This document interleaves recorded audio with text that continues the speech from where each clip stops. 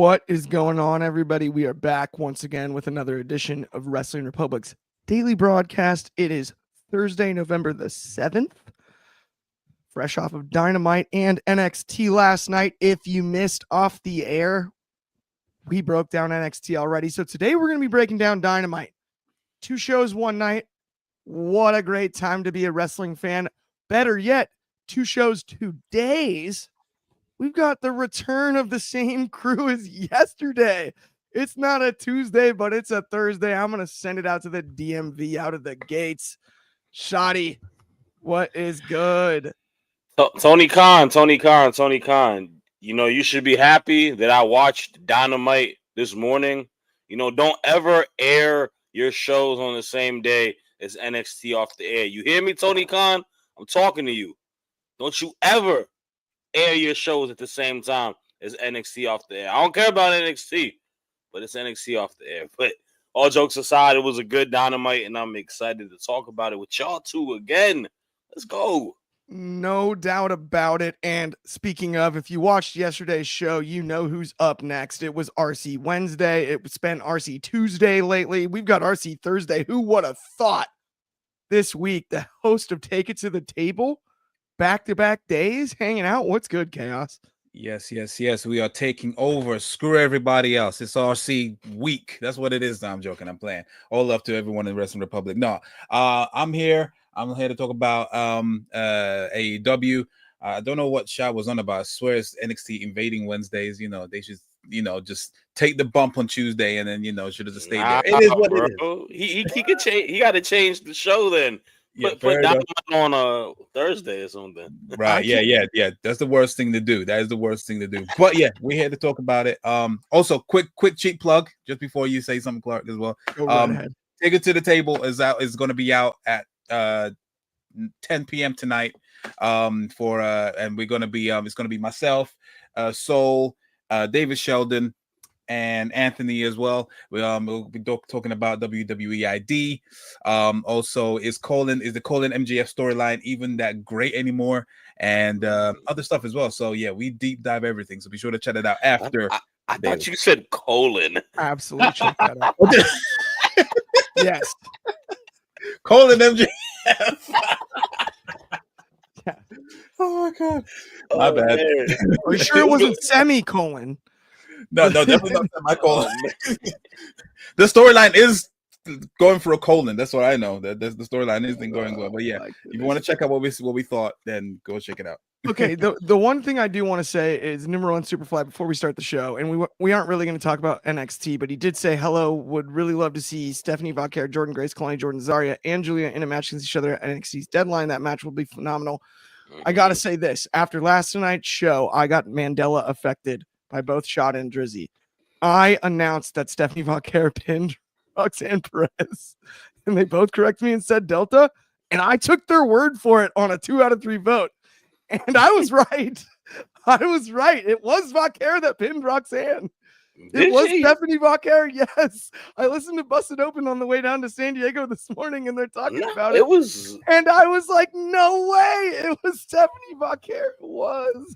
Shad is confused. He's like, I was dying laughing. Shad Bro, still. It was Zarya that got the pin, dude. No, it was Stephanie Vauquer. She got a legit. I will literally play the video for you after this show. Okay. They said it on the radio this morning, though. There is debate about what happened. They don't know what's going on. I can't even believe it. Yeah, like Bully Ray said it on last night on After Dark. You think he remembers anything from last night? His good point. Big self was huffing and puffing, working for 5 minutes. He's up there with Jonathan Coachman, just talking all kinds of cap. So yeah, he's up there with Jonathan Coachman. Could be anything though. I was so confused though when they said it on the radio this morning. I'm like, I almost called you on She hit the spear on Jordan Grace, and then she got the pin on Roxanne because she hit her power move, and then she got the pin on Roxanne. She hit her little F5 move. I'm as confused as anybody. Trust me. Based on the radio this morning, I'm as confused. I almost called. What is in the private chat? Let's talk AEW. We're gonna figure that out later. I'm so confused. Okay. Either way, we had an interesting tag match. last night. We've got the Death Riders, is what they're calling them. It's Neville and Cesaro. I'm kidding. It's Claudio and Pac. By the way, is there a worse wrestling name than Neville? Or the guy fact that you they have now to add call the Adrian, Pac? the fact that you add Adrian to Neville makes it even worse. To make it, I feel like they tried to add Adrian to almost make it like pseudo cool. That was like their best attempt. They're like, it's his last name. He's not Neville from Harry Potter. Like, he's not Neville Longbottom. It's not the same guy. I feel like that's not Vince definitely made that his name for that reason. Now worst that you wrestling names I've ever heard. Racist MF in my entire life. It's you're British. Harry Potter. That's your name. He probably never watched Harry Potter. I'm lying. Anyways, go ahead. Come on, yeah, of course not. Yeah. We've got Orange Cassidy and Darby Allin tagging together, which I did not realize it aesthetically until I saw it last night. They are totally the skateboarding buddies in high school. It's perfect. I never thought of that. You've got the more punk rock edgy one in Darby that, encourages the shenanigans, and Orange is just so laid back. He goes with the flow. Yeah. And like when they're driving to the skate park, Orange never takes the aux cord. He doesn't care. Like, that's all Darby. They're playing Darby's music. And to me, it's a match made in heaven. I did not expect to think about that. Like, they're the guys that don't sit at the lunch tables in high school. No chance. Backs against the lockers, hanging by their skateboards with their JanSport backpacks. It's a perfect tag team. This is a match made in heaven for me. But we had shenanigans, and it's a DQ, and there's the Blackpool Combat Club. I always have to preface this segment with that nobody from Blackpool is in the Combat Club. The club, I think, might be located in Blackpool, but I'm not sure actually on the logistics when it comes to this. I'm going to go to you first. I mean, it was fun, but so who's Mox's next opponent? Both guys? Is it Pac? What are we looking at here coming out of this match? I liked the idea of it on paper. In execution, I thought, okay, I'm not sure. I'm not sure where to go with this. Yeah, I mean, I wasn't too upset with the match. I thought the match itself was a great bout, up until we have the DQ finish. But, I can kind of understand why it was a DQ finish for a point you just made. You have to kind of keep the competition strong and keep them a viable threat. And then you don't want the, faction losing because they're supposed to be a dominant force. So you kind of put yourself in a catch-22 in that situation. But match itself, I thought it was solid. I mean, Darby Allin must be a cat because I don't know how many lives he has. He's probably at live number 7 at this moment because that bump he took where Claudio just threw him and his body, his ribs just hit the post and he felt like that. That guy is a class A member of that show that Steve-O and Wee Man used to be on for what he likes to do stunt-wise. Like, maybe Johnny Knoxville should come to AEW and have a match with him because I think we're just missing that. But I think it is leading to a match that is probably going to be both of them, and I think it's going to be in the prefaces is going to be in 2 different time frames, right? I think Darby, if I had to guess, is going to be positioned to be the one to beat Jon Moxley just with the history amongst themselves. I've always said it numerous times. Darby stupidly gave up a title opportunity to Moxley, who eventually won the title. I think they're going to circle back to that. And I think Orange Cassidy is probably the first opponent for Mox. But I don't disagree with you because their characters are just not captivating enough for me to want them to beat Moxley too. Like, I don't know. Like, I don't want to offend or disrespect OC or Darby because I like him and I love Orange Cassidy. I think he's one of the best AEW superstars. But just how we got there from last week to where we are this week, like, they throw these type of matches just to throw them, and then it kind of throws off the booking for me, where I was really invested last week when I saw OC come out and avenge Chuck Taylor. When we go to this week, it's just utter chaos in a mess. I feel like sometimes you don't necessarily need to progressively just book these multi matches where all these people touch. Or if it's the case, I would have given Orange Cassidy and Darby the win just because you're going against the lackeys of John Moxley. Moxley still remains strong. I don't think you necessarily need to keep Yuta and not Yuta with Claudio and Pac strong in a sense because they're not the main guys, right? So it's just a lot of confusing booking all around. But if I'm just talking about like the meat and potatoes of the match, I thought it was a very good match. But I don't like DQ finishes, so I'm not gonna condone it that much. I hear you, and it's funny because I don't hate DQ finishes, but I just thought this one was unnecessary. I think that's where my head's at when it was kind of a messy DQ finish too. Like it just it was muddy, like really weird. Yeah, and then we got to do something more with Marina Shafir. I think they need to do something more with her. I don't know what it is, but I feel like you run the case where it becomes kind of like, okay, she's coming out. No one's gonna hit her because she's a girl, obviously, right? So, like, is that the thing where she's just going to choke dudes out and they're not able to do nothing, right? Like, they can't defend themselves. Like, does OC need to get a woman's wrestler to join his counterpart? Like, someone's got to, solve the problem. Yeah. I mean, Willow or the alien. I mean, Statlander. A part of the best friends, right? That's true too. Yeah. Absolutely. The ton of history there, and that's a fun matchup. Don't like Marina shit. Chaos.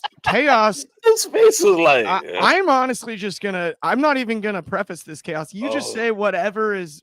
Cook chaos. Cook the wheels spinning. Just say whatever is going on inside. Just let that out. This is a safe space for you to let out whatever you need to let out about this chaos. I want no. Trust me, this ain't the safe space. If I really wanted to say what I wanted to say, it will be on the table because it is uncensored. No holds barred over there. Over here, I have to be on my best behavior. Just try to say bleeps. Just bleep in the middle. let people figure it out themselves. If that was the case, this my take would be like an MOP song. It would just be an instrumental. It would just be bleep. But yeah, I don't see what y'all see in Marina Shafir. I think it's because I don't know her. Clearly, no one knows her. She's got the personality of a dirty kitchen knife, and. Yeah, it's just she should just be there just to stand there and don't say anything. Don't the clean ones have less personality? I mean, at least the dirty ones have character. But barely. It depends where it's been. I don't know. Don't try and justify it. She is absolute garbage. I could not care. Like, all right, the opening was pretty decent. In terms of they would OC Orange Cassidy was goading them in to obviously go to the entrance ramp, and then you see see Darby Allin basically just say Jesus take the wheel, and then just go jump onto it on both of them. That was fine. I agree the DQ finish made things a bit muddy. Everything that they do, these Death Riders or the new reimagined BCC is like everything about them is just muddy, and it just looks unrefined. I don't know what it is when it comes to their segments in the ring, or their timings are off, and it just like they just have no. What is the end game? I still don't see what is their purpose of doing this. Obviously, I think that ultimately they're just going to be running havoc until the Young Bucks come back and maybe Kenny Omega to save AEW. But we pretty much just recently had that situation with when the Elite, Meltzer driver Tony Khan, and then you had Team AEW versus the Elite. We already had that storyline. Where to go with this? Instant replay, but try to make it bigger. It's weird. It's weird, but there's no momentum in there. Like you usually, if it was the case, it would be the thing that will be as soon as I open Instagram, it will be the first thing that pops up. No one is talking about this. There's no interest in this. And this match was just in the background for me, basically. It started up strong and it just fell off. You know what also it is? And this is, people might take a disrespect. They could take a disrespect. You got three of the most uncharismatic people on the roster in that faction. Mm-hmm. Wheeler Yuta. Yes. Marina Shafir. And I love him. I think he's an incredible wrestler. Claudio. They just aren't. They're not that charismatic Okay, and I've they never. don't. Though, beside, I guess maybe Marina because she looks a little like scary, like she got like a resting B word face. She's over there, but like Claudio don't work as a heel for me, bro. Like he don't work as a heel, and Wheeler Yuta just doesn't work for me at all. Wheeler Yuta may be one of the most like unbelievable at the same wrestlers out time. there. He's also being treated as a sub right now because like he's just getting bullied by. Yeah, he getting punked all the way. Like all the way. Like, come here, little guy. He's like not allowed to do anything right. Like at this stage, like it's like literally against the rules. Like if he did something correct, he wouldn't get a pat on the back. It's like, oh, that's what we expected. That's what I'm saying. Like, the man's a champion, and he's just getting pushed around. Yo, that make sense. Whoa, when was that sit down interview that he had? Was that last week? I think it was. Yeah. Yeah, I think it was. Yeah. The one thing I'll say about Claudio though is if you see Claudio off, outside of wrestling, right? Yeah. He has charisma. His natural personality is, and when he's talking about coffee and like his passion for going to, he's got a coffee shop in every city he's ever been to. It's like, it's entertaining. He's funny. Yeah, absolutely. He's like Ricochet to me. The heel part of it is brutal. He's built like a heel. He's mentally a baby face. And there's like a juxtaposition there that makes it more difficult. And I think that's the problem because he does have charisma, but he's built like a heel. Yeah, go ahead. Yeah. No, I was just going to just basically say, like, is this one of them things where he's just trying too hard? And when you try too hard, it just shows. And it's like, yeah, you're right. He's built like a heel, but you just can't take him seriously. It's just like, even when he was coming through the crowd and he got someone's trinket or whatever, he just threw it. But it wasn't like, if it was MJF, it would be with Vim. It would be like, yo, that guy's a douche. But when Claudio was trying to manhandle something from the fan, it was just like, come on, bro. And I think my issue is sign an autograph on the way out of the arena, and we know it. Well, the thing is also the name Death Riders. When I think of that name, I don't think of those three. Like I feel like if we were gonna create a new name faction and stuff like that, I would have maybe just kicked a lot of people out the whip and just try to run some new stuff. Like a Brody King to me, that's a Death Rider. He fits the aesthetic and magnitude of what a Death Rider is. He fits the lead singer of a band called God's Hate. Yeah, like he's big dude, got tatted. He's like a very dominant big man when we talk about wrestling. He'll really throw you around. And I believe it. Believability is important to me, bro, when it comes to being a heel. The name Death Riders reminds me of something that you would see on Mad Max. And it's like you said, Brody King, if they were still relevant, maybe the Butcher and the Blade.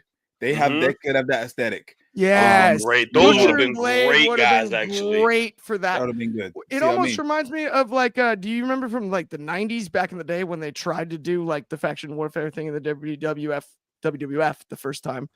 It was like Los Brucias, it was the Nation of Domination, and then it was DOA.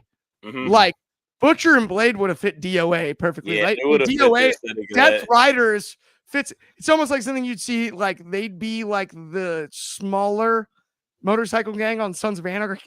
That's what I'm saying. Yeah. Right? They'd be like the lesser motorcycle gang would be the Death Riders. Like, yeah, I completely get that. I will say about Marina Shafir really quickly before we do move on. I do think it's very cool because she's got such a serious MMA background. She is so legit. Oh yeah. Obviously, knowing Moxley through both of them training at Extreme Couture in Vegas, that is for sure where that connection was made. Just knowing that, to me, I think the idea of that partnership, because I believe that Moxley is a really, really intelligent pro wrestler and really knows what he's doing.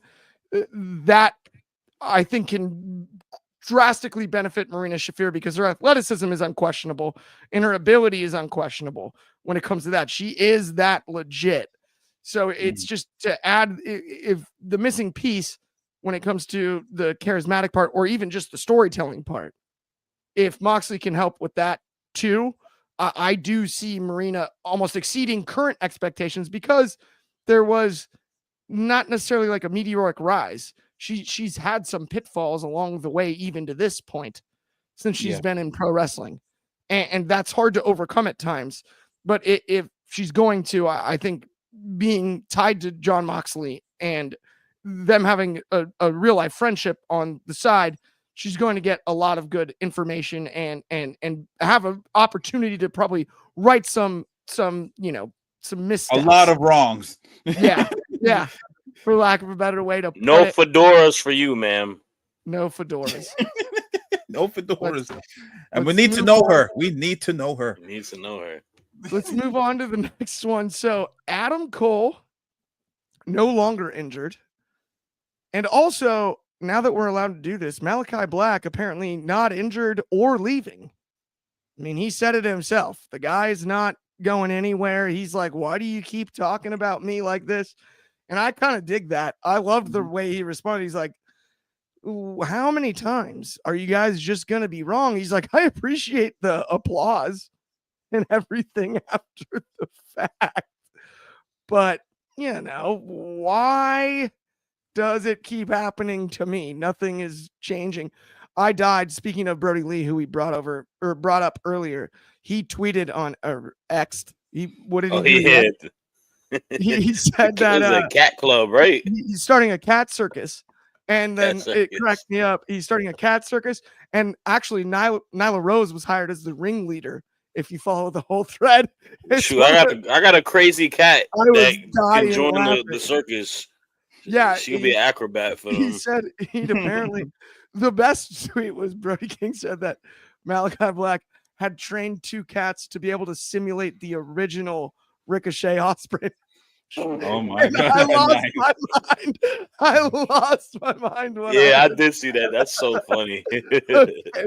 But Adam Cole does pick up the victory, and it turns out Malachi Black's not going anywhere. I'm going to get your thoughts on it out of the gates here, Chaos. Future of the House of Black, Adam Cole, interesting. There's been the criticism as far as like the devil storyline, the way it was paid off, the way the roles were sort of reversed. And he's obviously out here trying to make his way back towards Maxwell Jacob Friedman.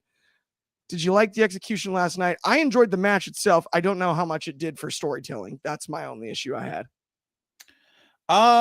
Yeah, the match was great. I mean, it was something that I was looking forward to. I think I said it in our in the daily yesterday, which matches I was looking forward to on the AEW side. And this was the one I was that was my number one. Simply because obviously I loved their interactions back when they were in the black and gold brand in NXT. And they have great chemistry. And yeah, they definitely delivered and then some as well. So it was some good spots. Malachi Black, he never lost it. He's always great. He's just obviously been mainly just hankered down with the House of Black. Not to say that the House of Black is bad or anything, but the guy can be such a valuable single star. I feel like, if they really put the rocket behind him, he could be a very worthy world champion contender. I'm not saying he might win the title, but he should be in the upper card of storylines and whatnot. The match was fun. Loved the ending. I was surprised that they made Adam Cole kick out the black mask, because that is a very protected finisher. I was in 2 minds whether I agreed with that or not, especially like, there was no like a slow crawl for Malachi Black to pin him and then he kicks out. Maybe it was pretty much he hit the black mask and he just kicked out at 2. I was just like, you kind of underselling it, but yeah, I love the ending. It was just like, it's my time.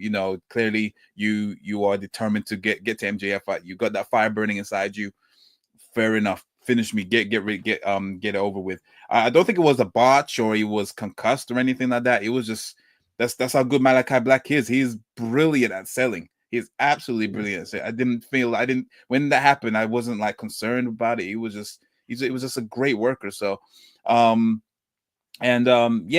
he did a little tease at the end with saying it was that it looked like it was like a farewell or but I think it was just more about the face turn because they shook hands during the match as well. So it's just more like a full-blown face turn, which I'm here for. So the storyline kind of is teetered off in Roderick Strong is pretty much an afterthought. It kind of doesn't matter what Roderick Strong does in this thing. It's just kind of like a third leg in this thing. But yeah, no. Other than that, I'm glad that it's going to be a triple threat. Mostly, if it is going to be that, it's going to be a good match. And then we're just going to see the implosion of the United. I was about to say the United Kingdom, the Undisputed Kingdom. Yeah, the United Kingdom is imploding. Quote chaos on that. Everyone tweet that. Also, by the way, update. I've been Mandela affected twice. Oh my It God. is not entirely my fault. It was actually Delta that did get the pin. I want to update from earlier. Zaria. Sorry. Zaria. You call her by her government. her new name. Yeah. Okay. Sorry, Zaria. It was Zaria that got. See, it could be anybody at this point. By the way, number one Superfly with why do I get the feeling Undisputed Kingdom is going to turn on Adam Cole? I don't want them to extend the feud from Adam versus MJF to Adam versus Undisputed Kingdom, and then go right back to Adam versus MJF again. What if they actually tried to connect some dots, even though you have to cross like a tougher bridge than I think you'd want to? What if they made it that the entire time Max just like was backdoor paying off the United? That's what I feel like. I got a feeling. Like in his payroll, 100%. Yeah, he's been paying them to make him feel comfortable upon his return, and that they're not really his friends. They're mad at Cole for putting them through, or he buys them out or whatever. Yeah, something. Yeah, it definitely. Talk about the main event. There's contracts within contracts in AEW. Yeah, exactly. Yeah, so they love doing that. But I just feel like definitely from the first segment, I think when they were in the training room with it was Adam Cole and Roderick Strong, you could just tell that obviously Adam Cole was, even though he knows that Roderick Strong is there, but he doesn't really rate Roderick Strong. He's just focused on getting his hands on MJF, and obviously Roderick is obviously feeling some type of way, understandably. So it's definitely leading to that. Yeah, man. I'm just glad we're not getting as many Adam yells. Thank God. That got old. That got old. They burnt that joke to the and then it got old. Yeah, that was one of those where you're like, ooh, I'm seeing the same stand-up set 3 nights in a row here. I've heard this one before. Like that one hurts. Okay, let's move on though. Let's talk about the women's division. We got Jamie Hayter. We got Penelope Ford, not seen in quite some time. Yeah. Penelope left though after sipping on some Haterade. Caught that lariat right on the chin. I don't know if she went with lemon lime or what flavor it was, but that was ball game. Not enough time. Jamie Hayter was so scorching over the last few years. Why is she not being shot to the moon? And Mariah May, Jamie Hayter isn't in the cards is beyond me. I'll never understand it. Can you explain that? Or better yet, pile on, Shad? This is a little concerning. I'm not going to lie to you. Jamie Hayter was on top of the world in the AEW women's division prior to her injury. She was the champion at one point. She had a very invested feud going in with Britt Baker that we was waiting to see, the friendship dynamic and them kind of breaking off. And then, she got taken away from us due to the injury bug, and we're happy to have her back. But from the return to the booking, to the matches, to the feuds, they have got her in a very cold position is where how she feels on the show. And what I thought should be someone whose return should be very important. It was on the big show, but like we said, it was on the pre-show. It hasn't delivered, and she's kind of in a standstill at the moment. And they haven't given us something to sink our teeth in with her. And it's nothing to do with her. I think she's been perfectly fine. She looks great in the ring still.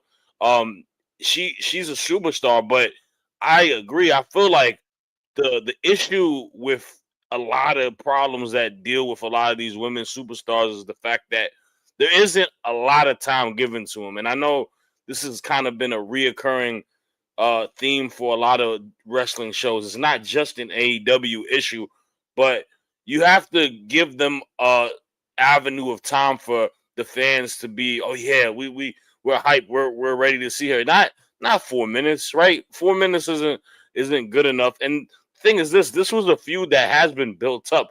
Penelope came out and attacked her during that multi-woman match, or the fatal four-way for the number one contender, right?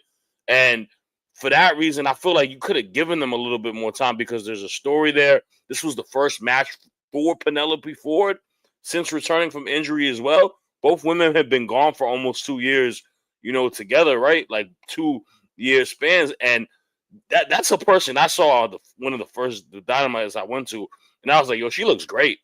Like the bad girl, like she looks great. She looks like a star.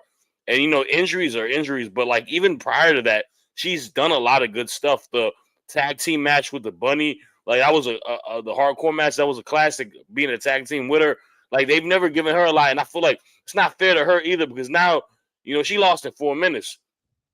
I don't think there's going to be a lot of investment for her. So for both women, it isn't a very optimistic thing. I do agree. I think Jamie Hayter and Mariah May should be the lock-in feud, especially for Full Gear. Whether she doesn't win, that doesn't matter. But like that's a big-time feud, and both women are.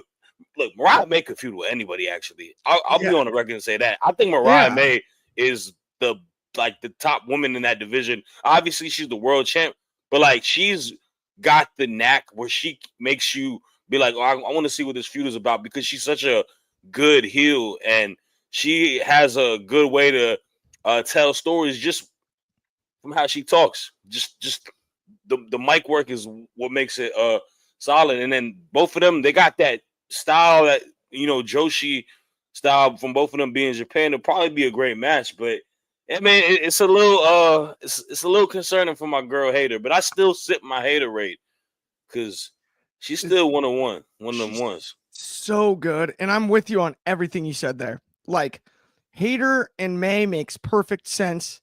We needed more out of this. Penelope Ford, though, we forget how athletic she is, how good she is, how long she's been around AEW.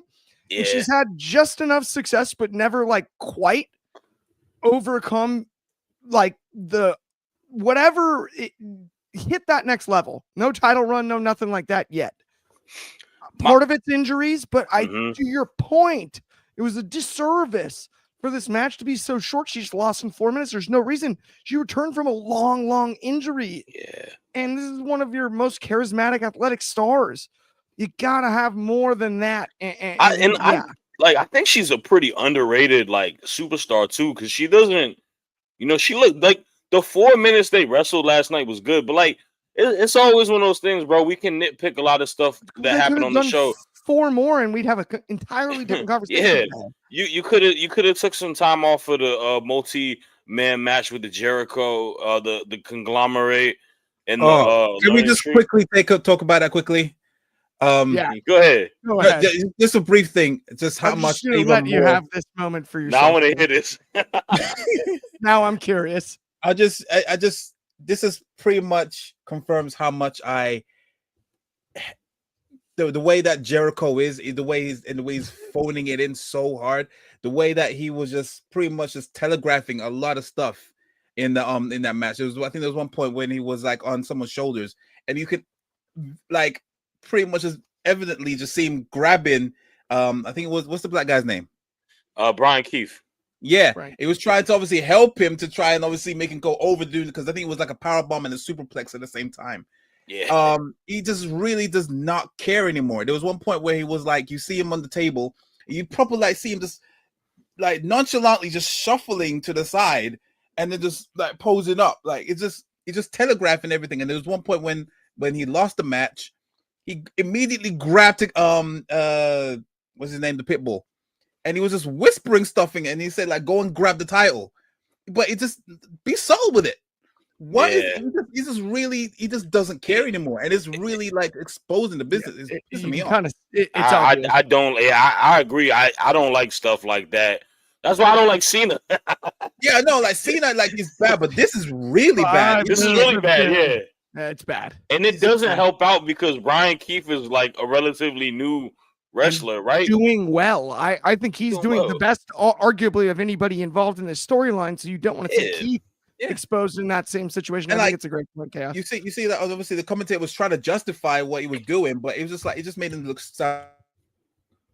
Yeah, absolutely. Oh no, why do you always freeze for the main event? Okay, let's move to the main event. Chaos is frozen once again.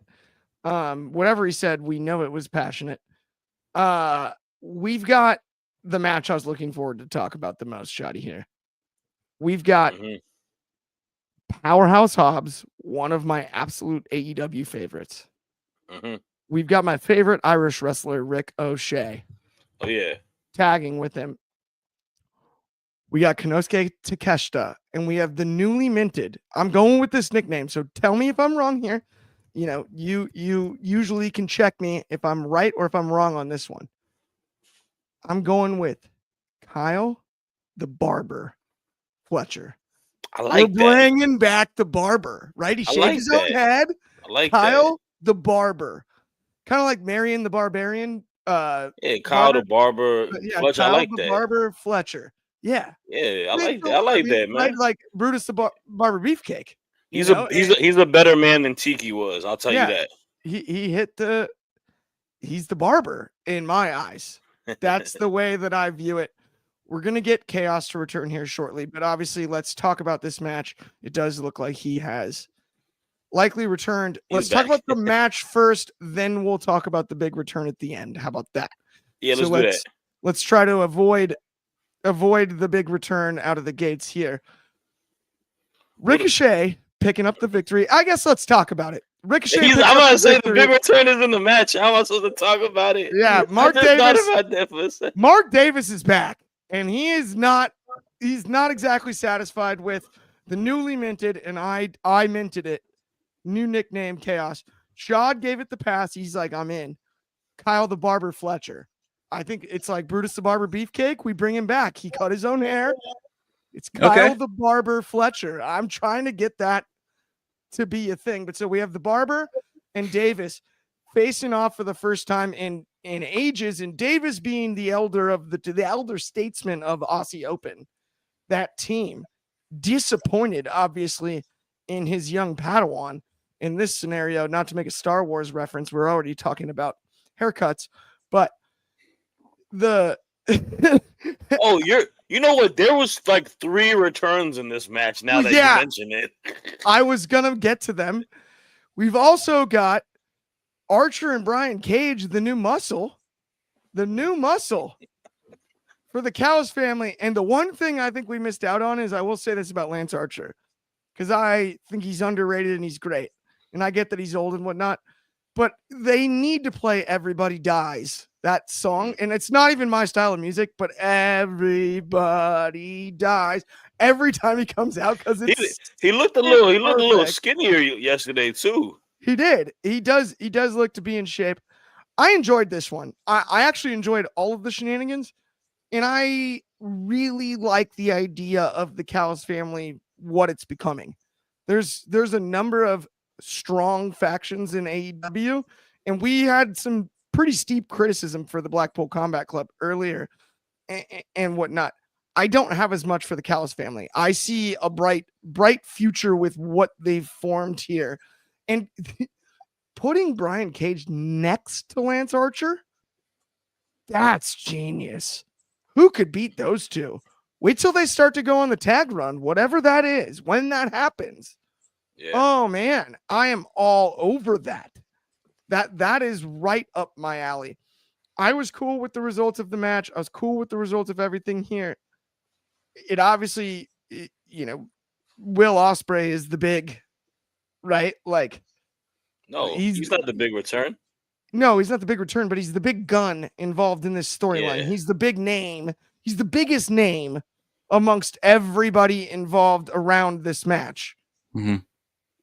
I don't know how much this all meant for him, like what it means, because it'll be really interesting to hear Mark Davis talk next time he's out there. That, I think, is coming out of this match what I'm looking forward to the most. But either way, I enjoyed it. I want to get both of you guys' thoughts. I'm going to start with you, Chaos, when it comes to this one. How did you feel about the results of the match, all the returns, and the Callis family? The match was great. Loved it. Worthy of being a main event. Had some good counters from both Takeshita. I think Takeshita and Ricochet stole the match. It was obviously they did some pretty fun moments. Hobbs looked great. Am I meant to say that? Someone said great. I don't know. I like Hobbs. You do like, okay, cool. Anyway, it's the flipping thing anyway. All right, yeah. So Ricochet's partner looked absolutely great. He looks like he hasn't missed a step. Glad to see him back in the ring because I actually miss him. He can be definitely one of the main players of AEW. And I agree what you're saying about obviously, with Brian Cage and Lance Archer. This is why when we was doing that the Sunday Fun Day thing, when I took Brian Cage for my show, everyone was just like turning their nose up on him. I mean, like, no, that guy's money. Like, forget him doing bot 619s and forget that. The guy, he can, if you do him well, he's good. Pause. But yeah, no, the match was fine. It was I see what you mean about it. Looks like Will Ospreay is sending out everyone else to fight his own battles, but I think obviously they're just waiting for his big return, and he's gonna go straight for you call Kai Fletcher the barber. I call him Michael Schofield from Prison Break. That's what he reminds me of. If anyone's Shad actually agrees. He says, yeah, these Michael Schofield. That is gold. I love that show and I love that reference. That's fire. And that makes Mark Davis Lincoln Burrows the older brother? Lincoln Burrows is Mark Davis, the older brother, already bald? There you go. Yeah, that's what I'm saying. Yeah, that I agree, Shad. That's one of my favorite shows of all time. So yeah, that was just like he's definitely make that three of us. I loved that show, except for the final season. Final season, no thanks. Yeah, I don't remember anything from that. Yeah, let's just forget that. Yeah, what did they when they brought in Michael Rappaport or whatever? To all of a sudden flip on him in that stupid warehouse. I'm like, put him back in prison, like we like.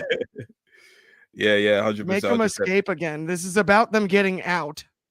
Again. Yeah. Again and again and again. But no, going back to the match. For what it was good for what it was.